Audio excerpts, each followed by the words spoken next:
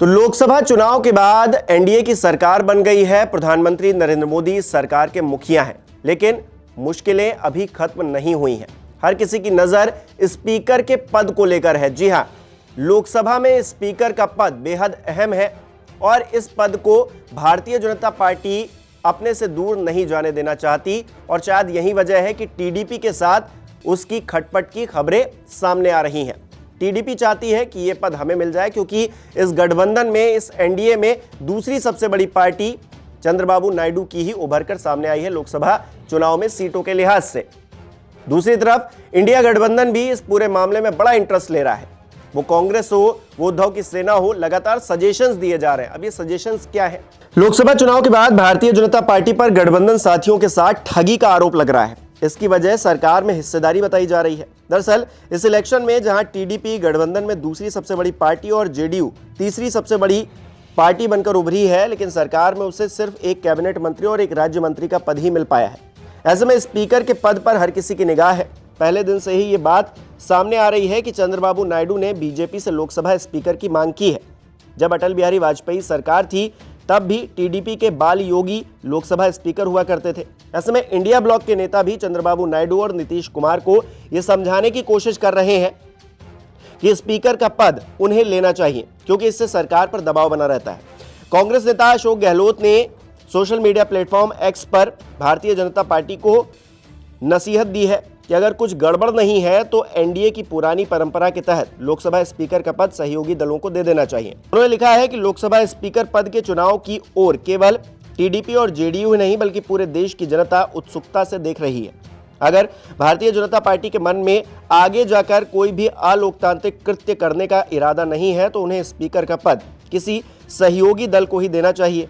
गठबंधन धर्म को निभाते हुए 1998 से 2004 तक श्री अटल बिहारी वाजपेयी की सरकार में टीडीपी व शिवसेना के स्पीकर एवं यूपीए सरकार में 2004 से 2009 तक सीपीआईएम के स्पीकर रहे और उन्होंने अच्छे से लोकसभा का प्रबंधन भी किया।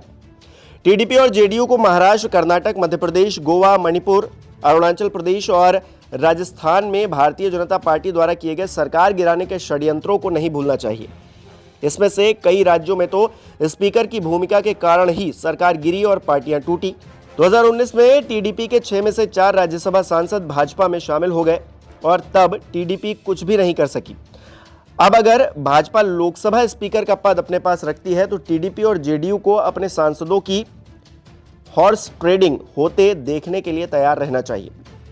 इतना ही नहीं, इसके अलावा आदित्य ठाकरे ने भी कुछ दिन पहले एक ट्वीट किया था, जिसमें बिना मांगे टीडीपी और जेडीयू को सलाह दी और पार्टी बचानी है तो लोकसभा स्पीकर का पद लें, ये राय दी। उन्होंने लिखा था कि एनडीए में भाजपा के संभावित सहयोगियों को विनम्र सुझाव, स्पीकर का पद ले लीजिए।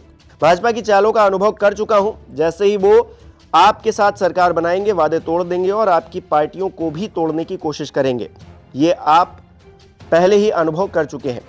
बहरहाल अब ये तय करना टीडीपी और जेडीयू का काम है कि वो इंडिया गठबंधन की ये सलाह लेती है या नहीं लेती है और कैसे लेती है। हालांकि भाजपा पूरा जोर लगाएगी कि स्पीकर का पद उसी का हो, क्योंकि आमतौर पर कहा यह जाता है कि जिसका स्पीकर उसी की सरकार।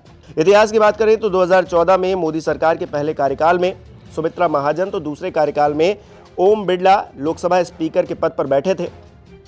लेकिन इस बार 2014 और 2019 जैसे हालात नहीं है, क्योंकि बीजेपी के पास खुद से बहुमत नहीं है। ऐसे में गठबंधन साथियों संग खींचतान की खबरें भी सामने आ रही हैं। जानकारी ये भी आ रही है कि स्पीकर के लिए टी पुरंदेश्वरी के नाम पर विचार हो रहा है, जो कि आंध्र प्रदेश में भारतीय जनता पार्टी के अध्यक्ष भी हैं।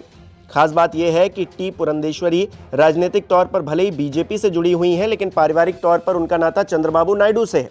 वो नायडू की पत्नी की बहन है। ऐसे में कयास ये लगाए जा रहे हैं कि अगर भारतीय जनता पार्टी ने पुरंदेश्वरी का नाम आगे बढ़ाया तो चंद्रबाबू नायडू इसका विरोध नहीं कर पाएंगे।